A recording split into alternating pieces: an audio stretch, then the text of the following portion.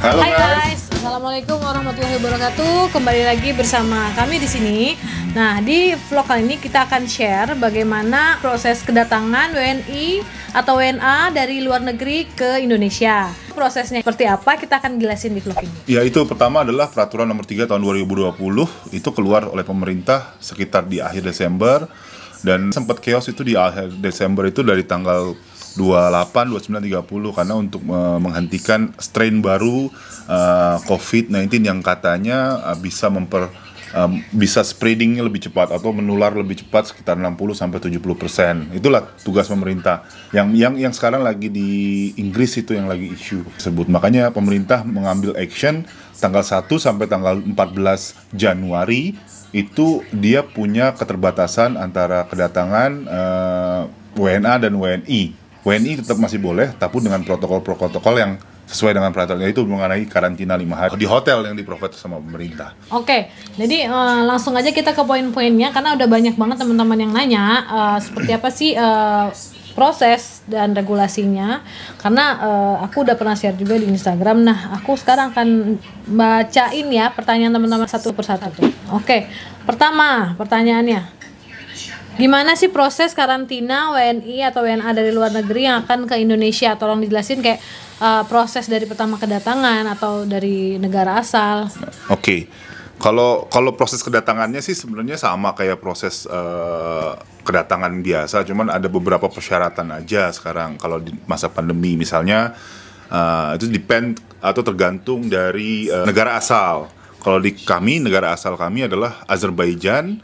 Itu kita harus tes PCR, RT-PCR dulu 1 hari sebelum penerbangan, which is waktu itu kita penerbangan di tanggal 4 Januari, hari Senin kita melakukan tes PCR itu satu keluarga itu di hari Minggu, dan hasilnya langsung keluar, dan itu kita bisa terima hasil dan besoknya bisa terbang. Nah, tanggal 4 dan persyaratan berdasarkan persyaratan regulasi pemerintah juga tes PCR itu harus berlaku 2 kali 24 jam pada saat tiba di Jakarta. Jadi harus pastiin juga itu PCR-nya. Nah, itu persyaratan PCR normal pada saat pandemi, traveling pada saat pandemi. Jadi 1 hari sebelum berangkatan ya? Iya, itu kalau misalkan 2 hari kan berarti udah sampai Jakarta lebih dari 3 hari kan, itu jadi satu masalah. Mungkin kita tidak melakukan itu karena takut jadi masalah kan. Ada aplikasi e-hak yang harus diisi. Jadi e-hak itu dari Kementerian Kesehatan. Jadi kayak misalkan kayak paspor kesehatan kita sih sebenarnya. Itu bagus juga. Jadi informasi-informasi yang kedatangan dari luar negeri itu diisi data-data pribadi, kemudian juga informasi-informasi terkait dengan traveling internasional. Jadi kalau kita tuh ada 2 pilihannya di aplikasi e-hak itu, ada namanya internasional, kalau nggak salah di sini ada internasional sama domestik. Nah, itu nanti pada saat kita landed di dalam Soekarno-Hatta, nanti ada petugasnya, itu tinggal scan barcode. Itu lebih mudah. Setelah di barcode, kemudian itu nanti ada petugas yang diarahkan. Jadi jangan khawatir kita harus kemana-kemana, jangan khawatir karena nanti ada petugas, kemudian juga ada tentara di situ diarahkan. Kemarin ada viral juga mengenai antrian yang panjang ya. Nah, itu memang benar. Nah, kalau misalkan kemarin tanggal 5 kita tiba di Jakarta, itu tidak mengalami antrian panjang. Jadi pada saat itu flight kita aja gitu loh. Jadi otomatis smooth, mudah, jadi nggak terlalu rumit. Kemudian setelah diarahkan, diisi form, tinggal tanda tangan, scan barcode e-hak, lari kemudian ngantri juga ke imigrasi kan. Kalau sudah selesai di situ, kita keluar. Nah, kita keluar. Udah selesai dah habis itu. Udah mudah kan? Jadi nggak terlalu yang heboh, kemudian yang terlalu ngantri banyak, enggak lah. Lalu pas pada saat keluar dari itu kemana selanjutnya? Nah, setelah keluar dari imigrasi, kita nanti diarahkan lagi sama tentara. Di situ ada yang jaga tentara. Jadi kita ngantri nanti apakah ready untuk ngantri di luar atau memang kita disuruh direkomendasi di dalam aja. Karena kan kita ada banyak juga yang datang, jadi nggak harus kita doang yang datang kan. Nah, mungkin di stop untuk menyelesaikan flight yang sebelum kita tiba gitu. Jadi mereka diangkut dulu ke hotel semua, baru setelah itu giliran kita gitu loh. Iya, jadi tergantung ketersediaan Iya. juga hotelnya. Nah, terus lanjut pertanyaan kedua ya kita. Berapa lama waktu karantinanya dan karantina itu di hotel mana? Setelah kita keluar dapat nungguan antrian dari bus, jadi kita nggak bisa milih hotel nih. Hotel misalnya kita ketersediaannya itu adalah hotel Mercure misalnya gitu kan. Terus wah saya nggak mau Mercure gitu kan, ya nggak bisa gitu. Kita harus naik itu atau nggak bisa pilihan lain. Ketika kita nunggu ada dua pilihan waktu itu kita, yaitu hotel Mercure, ada bis yang ngantri, dan ketersediaan hotel dan bis tersebut terhadap gerombongan kita ya pada saat pesawat yang kita tiba di Indonesia itu adalah Hotel Mercure Gatot Subroto dan juga Hotel Mercure Alam Sutra. Nah, kita memilih Hotel Mercure Alam Sutra. Semua dihandle sama pihak hotel. Jadi bagasi kita tuh banyak bagasinya. Kita ada total bagasi ada sekitar 9 plus stroller 1. Jadi otomatis ada 10 dan itu memang effort benar ya kalau misalnya travel bareng anak-anak. Kemudian alhamdulillah si pihak hotel membantu kita untuk transfer bagasi dari airport ke tempat hotel. Berapa lama waktu karantinanya dan karantinanya di hotel mana? Hotel di mana? Kita pilih dalam Sutra. Kemudian hotelnya berapa lama? Kita tidak boleh keluar dari 5 hari. Jadi kita kan tiba di tanggal 5 malam, otomatis kalau hitungan harinya itu besok 1 ya. Jadi hari Selasa kita tiba malam, check in hotel. Hari pertama adalah hari Rabu. Jadi kita udah nyampe nih. Ya, udah nyampe ya. Udah. Hotel pemerintah, bagus. Kita udah nyampe di hotel pemerintah. Mercure. Hotel yang dikasih sama pemerintah. Kita dapat name tag ini. Ya kan? Jadi, nah, nama hotelnya itu apa yang? Mercure Alam Sutra. Kenapa Jadi kita? ada pilihan tadi, Mercure Alam Sutra atau Mercure Gatot Subroto. Karena rumah kita dekat di Tangerang, kita pilih yang Alam Sutra atau BSD. Dan lebih tepatnya Alam Sutra itu banyak makanan dan pusat seafood. Betul di situ. sekali, depan Living World kalau tahu, Super Cheese Hotel.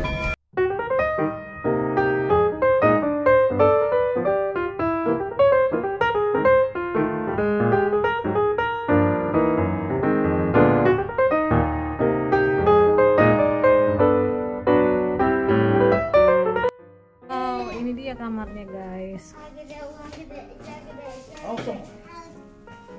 Kamar mandinya. Lampunya nyalain yang banyak bang. Bisa nonton TV Indonesia, sinetron, masya Allah. Nah, kamarnya lumayan ya guys. Kenapa sayang?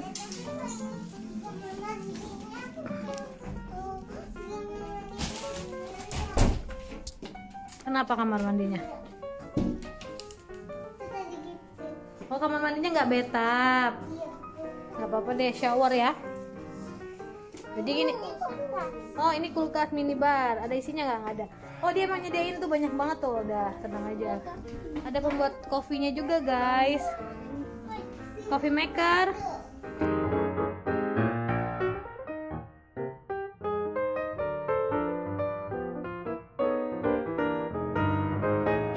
Rabu, Kamis, Jumat, Sabtu, Ahad. Berarti hari Ahad keluar. Kalau misalkan hasil PCR yang dilakukan 2 kali, di sini negatif semuanya. Kemarin kita hari pertama tiba di sini, di hari Rabu kita langsung PCR. Hasilnya alhamdulillah negatif. Kemudian kita hari Jumat kita lakukan PCR ulang yang kedua dan kita masih menunggu hasilnya.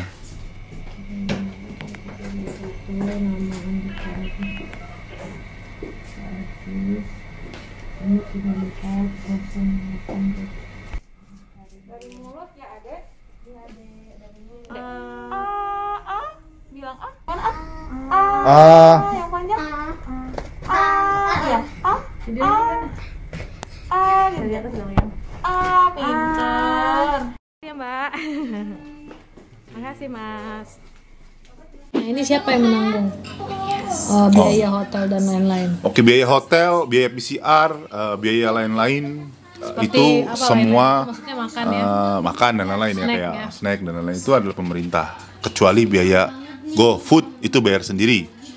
Oh iya, kita ada pilihan di sini yaitu kita bisa pesan GoFood dan online shop atau apapun yang bisa diantar ke kamar. Ya, kita Gimana di setiap rasanya? hotel itu ada namanya meja di setiap depan kamar dan itu dituliskan meja sesuai dengan nomor hotelnya. Jadi untuk transaksi makan 3 hari, transaksi snack, transaksi barang itu ditaruh di sana. Jadi pihak room service itu tinggal klik bell ke ruangan dan itu menandakan bahwa ada sesuatu yang tiba di kita dan kita hanya boleh keluar di saat ngambil itu saja. Oke, kita sekarang lanjut ke pertanyaan kelima. Mengapa harus dilakukan karantina di hotel dan apakah boleh dilakukan karantina di rumah saja?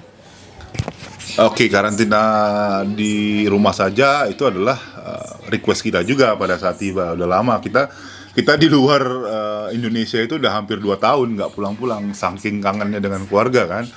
Dan itu kita request juga ke pihak ke tentara dan ke satgasnya COVID di airport. Gimana kalau misalnya kita melakukan isolasi mandiri, kemudian kita tes PCR biar sendiri deh, nggak masalah gitu. Yang penting di rumah gitu kan. Nggak bisa, itu aturan negara dan semua WNI dan WNA tiba di Indonesia tanggal 1 sampai 14 itu harus wajib karantina selama 5 hari. Memang kan rugi kan kalau saya kan sebenarnya saya kerja dan liburan itu kan dibatasi kan 5 hari kebuang buat karantina. Jadi otomatis liburan saya dikurangi 5 hari. Itu kekurangannya. Oke. Berapa lama kebijakan karantina ini diberlakukan? Berdasarkan surat edaran nomor 3 tahun 2020, setahu saya itu berlaku sampai tanggal 14. Dari tanggal 1 sampai tanggal 14. Tanggal akhir-akhir Desember itu masa transisi juga mungkin treatmentnya hampir sama mungkin. Cuma saya kurang tahu detailnya pada saat masa transisi karena itu ada butuh sosialisasi regulasi kan kepada orang-orang yang pada saat tiba. Cuman kalau berdasarkan surat edaran yang terbaru terakhir itu adalah sampai tanggal 14. Potensial untuk diperpanjang saya kurang tahu karena saya bukan pihak pemerintah gitu loh. Bisa tahu bisa tanyakan langsung ke satgasnya. Oke, jadi kalau terkait WNA apakah juga sama dapat fasilitas yang sama dan apakah di cover oleh pemerintah? Nah, ini menarik. Kebetulan saya waktu pada saat check-in itu samping saya tuh orang Prancis. Dia tidak di cover sama pemerintah. Dia bayar sendiri. Jadi orang WNI yang di cover full sama pemerintah. Nah, cuman menarik kalau misalkan ada pertanyaan bahwa gimana kalau misalkan ada keluarga yang setengahnya WNI, yang setengahnya WNA. Saya tidak tahu, karena belum ada itu. Maksudnya Mungkin setengah itu artinya pihak suaminya. setengah itu maksudnya adalah suaminya orang luar, kan ada banyak tuh suaminya orang luar, tapi istrinya masih warga negara Indonesia. Nah, saya kurang tahu masalah aturan itu apakah berlaku free atau ke suaminya, kan suaminya juga kan satu kamar, nggak mungkin kan, masa bayar setengah, nggak mungkin, kita nggak tahu aturannya. Tidak sampai sedetail itu mungkin aturannya, mungkin nggak tahu saya. Nah, oke, lanjut ke pertanyaan berikutnya. Apa persyaratan dokumen yang harus disiapkan untuk karantina? Persiapan dokumennya. Persiapan dokumentasi untuk karantina masuk ke hotel itu kita tidak check-in seperti normal masuk ke hotel. Jadi pihak hotel nanti seperti meruangkan town hall yang besar. Ruangan town hall itu dikasih jarak bangku dan itu kita ngantri di situ untuk check-in. Nah, persiapan dokumentasinya adalah paspor, kemudian RT-PCR test result yang kita pegang selama perjalanan, hasil negatif kita pada saat hasil dari yang dikeluarkan oleh negara asal. Yang kemudian yang ketiga adalah flight, boarding flight itu. Jadi kita flight numbernya berapa, kemudian juga seatnya berapa. Oke. Itu aja 3 dokumen itu yang disiapkan, yaitu paspor, RT-PCR result dari negara asal, sama tiket pesawat atau boarding flight. Oke, kita lanjut ke pertanyaan selanjutnya. Fasilitas apa yang didapat pada saat karantina? Oke, fasilitas yang kita dapat itu normal sama seperti fasilitas yang didapatkan oleh kita ketika kita mau nginap di hotel. Jadi bedanya adalah kita nggak boleh keluar sama sekali di hotel. Kita mendapatkan fasilitas di hotel itu 3 kali makan sehari. Dapatnya selalu 4 box, tapi karena sering nggak habis, jadi kita makannya gini nih guys. Ini enak gak loh ini hari ini? Kemudian ini makanannya bukan nggak enak ya guys, makanannya makanan hotel standarnya. Ada 4 sehat 5 sempurna, ada buah juga. Kemudian kalau punya anak biasanya dikasih pagi-pagi itu kita dikasih sereal ya. Sereal buat kemudian juga ada cemilan. ada itu makanan pagi juga, nasi goreng atau nasi lemak. Makanan Indonesia nasi uduk. Nasi uduk, kemudian kita bisa request ada snack juga. Air putih kan biasanya kalau masalah di hotel kan air putih keterbatasan, biasa dikasih 2 botol. Nah, selama karantina kita dikasih air putih bebas, kita tinggal request saja. Nanti tinggal dia ditaruh di depan meja yang setelah disediakan di kamar kita. Kemudian setelah makan 3 kali sehari, kemudian kita dikasih juga snack 1 kali sehari. Es krim buat anak-anak pernah dikasih kan kita kan ya? Iya, kadang-kadang ada dikasih juga buat anak-anak. Kemudian masalah laundry ini kita dikasih 3 pieces ya, bukan items. Jadi 10 pieces per hari kita. 10 kalau kita 10 pieces per hari selama berempat. Oke. Ini ada satu menarik kemarin kita berempat nih, 6 tahun, anak itu 6 tahun sama 4 tahun. Nah, pihak hotel itu merekomendasikan ke saya itu 2 kamar. Nah, pertama itu gimana 2 kamar? Masa ibunya sama anaknya satu, ayahnya sama anak satu kan, dan kita nggak boleh keluar sama sekali. Waduh, kayaknya repot nih. Saya minta 1 kamar isinya berempat, which is itu nggak ada kapasitas itu, maksimal 3 sebenarnya. Cuman saya dikasih privilege, alhamdulillah, sama pihak hotel, dikasih 1 kamar yang lebih besar dibandingkan kamar yang lainnya. Jadi alhamdulillah kita dapat boleh 1 kamar berempat. Itu sih sebenarnya yang kemarin. Jadi kalau misalkan kan nggak make sense kalau dipisah, itu kan sebenarnya satu keluarga. Oke. Apakah pada saat karantina diperbolehkan keluar? Maksudnya keluar ke depan kek, atau ke taman kek? Nah, itulah minusnya di sini, yaitu kita tidak punya akses keluar lantai sebenarnya. Jangankan keluar lantai, ke depan lift aja kita tidak bisa. Kenapa? Karena di situ ada standby security 24 jam, guys.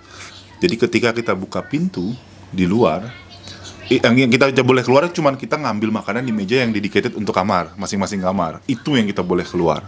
Nah, kalau keluar selain itu, security langsung menegur. Biasanya dia negur apa yang bisa saya bantu, karena aturannya kita memang selama 6 hari 5 malam itu stay di kamar tanpa keluar kemanapun. Kecuali pada saat kita akan... Ya, kecuali pada saat kita melakukan tes PCR. Nah, pemerintah atau lab dia kayak sewa 1 kamar itu di setiap lantai. Saya tidak tahu di setiap lantai ada apa tidak, tapi di lantai saya dia ada untuk ruangan khusus untuk tes PCR. Jadi kita tinggal jalan ke sana biasanya. Itu yang boleh kita melakukan, dan itu biasanya diatur sama mereka. Jadi nggak padat gitu kan jamnya gitu loh. Kita ngelakuin tes PCR itu selama 5 hari ini ada 2 kali ya? Ya, 2 kali. Hari pertama dan hari keempat. Ya. Ya, hari keempat itu dan kebetulan sekarang udah terima hasilnya, kita di tes kedua dan semua negatif. Jadi pihak hotel sudah confirm bahwa besok itu adalah kita discharge dari hotel ini, atau kita keluar dari hotel ini. Nah, jadi di sini juga pada saat tes PCR itu untuk anak-anak memang tidak semua dilakukan kayak di yang normalnya kan di tenggorokan dan hidung. Tapi di sini mungkin karena melihat seperti misalnya takut ke selak, ada kejadian seperti itu, stick yang masuk ke tenggorokan. Jadi ada bagian yang tidak dilakukan. Kemarin sih pertama tidak dilakukan tenggorokan, dan tes kedua tidak dilakukan di hidung. Jadi ya alhamdulillah juga, karena anak-anak kasihan masih kecil juga kan. Saya juga kurang tahu, di hari pertama tes PCR itu dia mengambil sampel itu hidung dan mulut itu di dalam 1 stick ya. Kalau yang pertama dalam 1 stick. Kalau yang kemarin terakhir itu ada yaitu 2 stick. Jadi 1 stick untuk hidung kanan kiri dan 1 stick untuk mulut, tenggorokan. Nah, itu sebenarnya yang kenapa bisa beda standarnya, saya kurang tahu sih sebenarnya. apa standarnya memang harus kayak gimana. Oke, itu aja guys. Oke guys, sampai ketemu lagi di vlog-vlog berikutnya dan sampai ketemu di lain kesempatan. Assalamualaikum warahmatullahi wabarakatuh. Jaga prokes. Stay safe and healthy. Oke. Assalamualaikum warahmatullahi wabarakatuh. Bye.